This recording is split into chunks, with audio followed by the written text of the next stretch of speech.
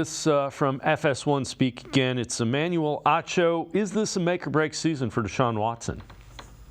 He won't get broke this season, so I don't know that it is a make or break season. The reason being, there are three ways to start in the National Football League, especially a quarterback. Your team wins, you ball individually, or you're paid a lot of money.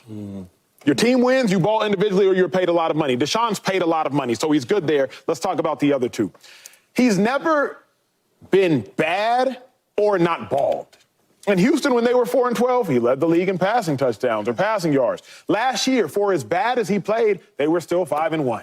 You extrapolate that over the course of a season, maybe they're 10-3, maybe he's 10-3 rather, assume he gets hurt. Maybe they go 11-5 with Deshaun instead of Flacco, PJ Walker, etc. So even had Deshaun played average, because Joe Flacco did not play great, go look at his numbers. If they just win, he's still safe. If he plays great, he's still safe, and he's paid, so he's safe. So I don't think it's a make-or-break season. But if he does play terribly, Joy, I don't know that he'll ever start again. Obviously, he'll be in the league, but I don't know. Man, if you got three bad years in a row, oof.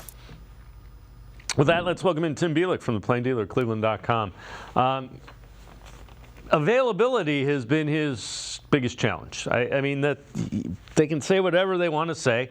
8-4 as a starter for the Browns. He just hadn't been in. Now, the suspension, it's kind of on him. Injuries happen in the NFL. That's not on him, even a little. Yeah, I mean, I even go back to, the 2023 NFL draft. I remember them talking about Bryce Young, and I'm trying to remember who it was. I think it was Booger McFarland to say something like, quarterbacks are going to get injured. There's just no way around it.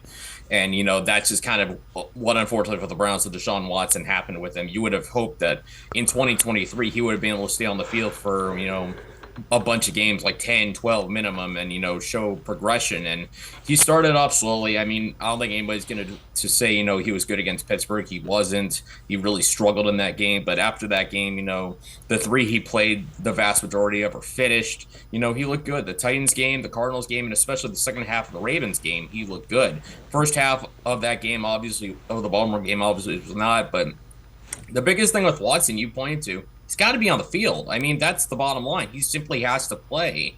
I mean, 12 games he's played in out of 35, including a playoff game, and in one of those, I don't even think he got out of the first quarter in that Colts game, so maybe 11 and a quarter of the possible games. That's not even a third of the potential games he could have played in the last two seasons. So, bottom line, got to find a way to stay healthy. I've said it all off season. He's got to find a way when he's on the field to protect himself because whether he's struggling or not, the most important thing is he's got to be out there because he's not going to get back to Deshaun Watson if he's not playing out there every single game that he can.